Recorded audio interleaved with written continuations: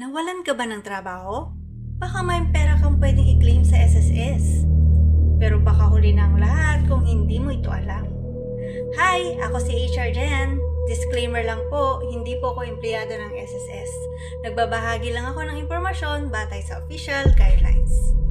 Kung natanggal ka sa trabaho dahil sa retrenchment, redundancy, closure ng kumpanya o iba pang involuntary separations, maaari kang maging qualified sa SSS Unemployment Benefit.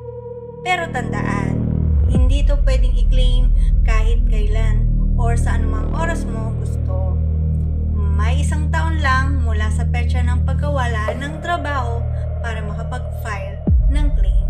Kapag lumagpas na sa deadline, maaaring hindi na ito tanggapin ng SSS. Kaya kung sa tingin mo qualified ka, i-check agad ang iyong SSS records at requirements. Ako po muli, si HR Jen. Please follow my page. Maraming salamat po.